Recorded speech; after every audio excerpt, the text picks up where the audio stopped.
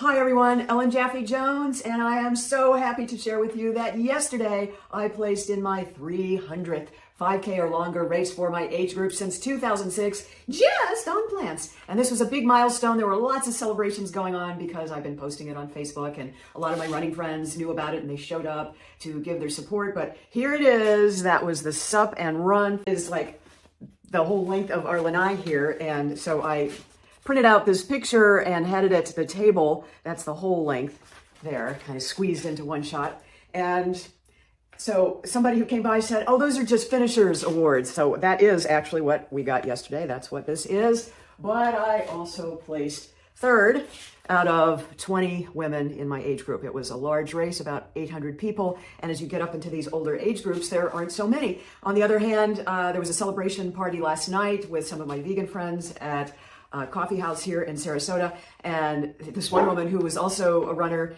who came with her husband, she said, don't sell yourself short. You know, people move here, and this is true, they hire coaches and they have so much more time once they're retired to do all this running. So yes, some of these are finishers medals, but most of them are age group awards, and yesterday morning was 300. There are a number of people who are encouraging me to go through, and this is a process, going through the Guinness Book of World Records to apply for that and show the proof. And of course, I've been posting on Facebook all this past week showing, well, what's your proof? I'm from Missouri, the show me state, and I am all about proving, especially since I was a TV consumer investigative reporter and I put people in jail for less.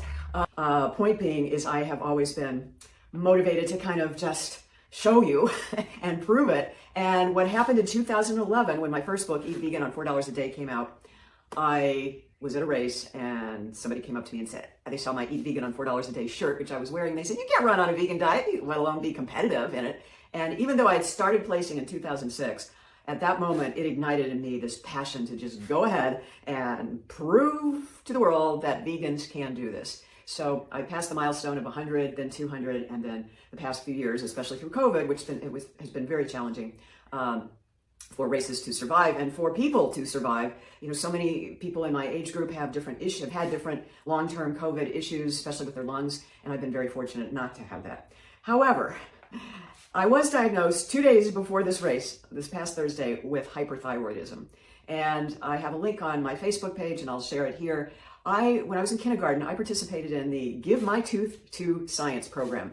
And in the St. Louis area where I was born, there was a great deal of nuclear testing during the Cold War.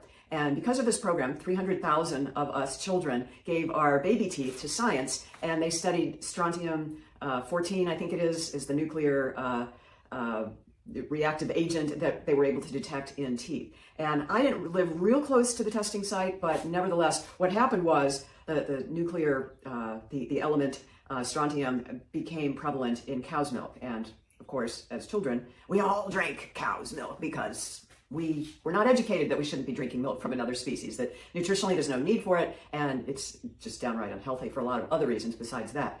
So that's one of the reasons we were all studied. I have no idea how the study turned out or anything else about it, other than if you Google it, that's about all you'll find on it, especially in the link that I will attach here. So bottom line, I know my sister had her thyroid either removed or just surgery. She had this big scar on her throat, and I remember her vaguely talking about it. She was the one who had breast cancer 3 times. So, you know, when I say I come from the most unhealthy family in America, there are so many reasons, and this apparently is just one more thing that is rearing its ugly head. Was it from that? I really don't know, and I probably won't know. Was it eating too many omega-3 tablets with algae that had iodine traces in it? Who knows?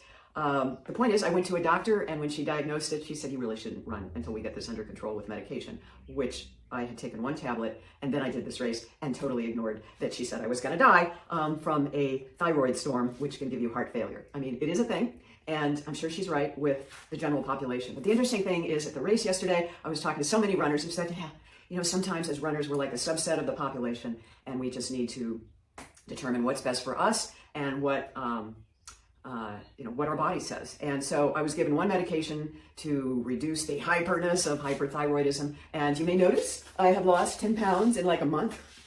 And that was the good part of it, though I wouldn't really recommend it. But, you know, you are a little more high-strung and hyper. And, you know, I'm high energy anyway. But so this was kind of distressing news. So I started the medication for that. And it's not supposed to help for a few weeks. But sometimes I think when you're in tune with your body, you notice little subtle changes.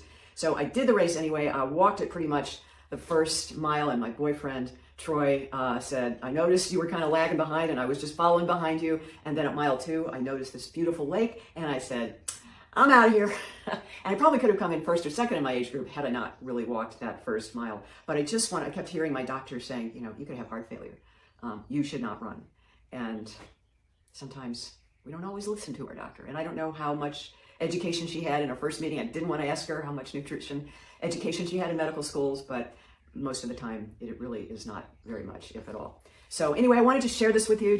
We had a party last night and we're just all so happy that the whole goal of this was just to show that vegans can do anything, really. And I don't know that I'm necessarily that gifted a runner. I started running in 1980, but didn't start placing until 2006 and didn't start keeping track of it until I was wearing my first book, the image of it on a shirt at a race and said, we need to just show that you can do it. The other thing I did to keep track of it is on Facebook, when I would place, I would take a picture and I would say race number, 298, 299, and hashtag on the way to 300, so that all the races, if Guinness wanted to check, and I'm going to go through that whole process, I guess, to see, if it can qualify, it's all there on Facebook, and hopefully Facebook will live forever so I don't have to deal with that.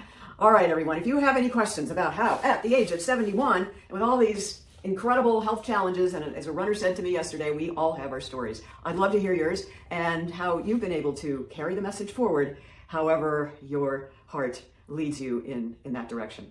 All right, everyone, thank you for supporting me over this time and giving me motivation to just prove to the world that vegans can do anything.